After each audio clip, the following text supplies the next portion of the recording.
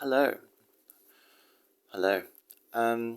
Welcome. I wanted to talk a little today about, well, a few things really. One was, I guess, reflections upon the past and this idea that we live in, this reality which is totally retromanic in nature, totally built upon the past, this obsession with, I guess, what others have called hauntology or hauntological cultural space, which I think is rather interesting.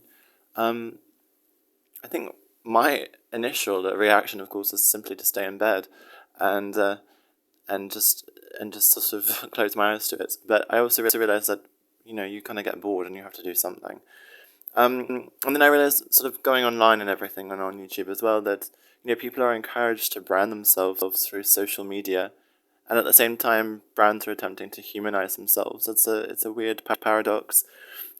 And this idea that hard work of a family, right, or working hard as an individual, as if there's a moral and ethical superiority in being stressed, busy, anxious, and to have a meaningful or purposeful relationship with one another is quite difficult when you are working so much like this. The agenda is clear, though, right? I guess in a hopefully not too a conspiratorial way, but the subjugation to the corporation and the state.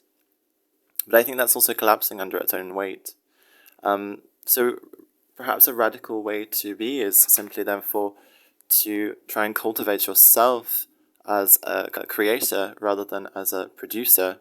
And then it's quite simple. You just need to be. Once you are that, what bubbles out of you like a spring water out of the earth is you, really. That's your creativity. And then you just need to sort of live like that in scrupulous detail.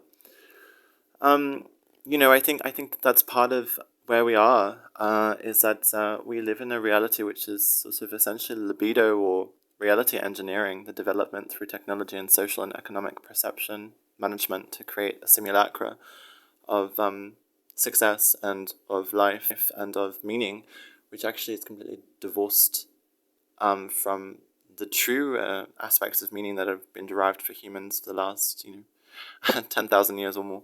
And I think advertising and public relations and all the machineries of marketing in very intense forms have really taken off since the advent of social media, but also preceding this by several decades, at least to the 70s in terms of its intensity, and of course supercharged throughout the 80s.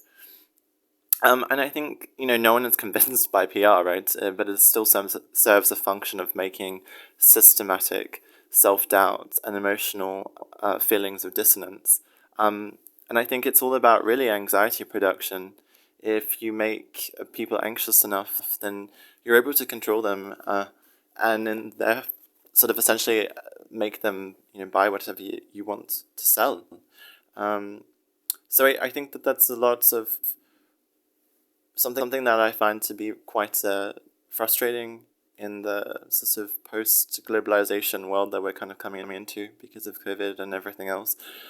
But what it is to be done, I think it comes back down to almost, in a way, a kind of punk resistance of self. Again, it's the articulation of self, and only can you do that through going inside yourself and developing who you actually are through unpacking the things which are good and bad about yourself, and trying to decondition yourself from the aspects of this socialization through media.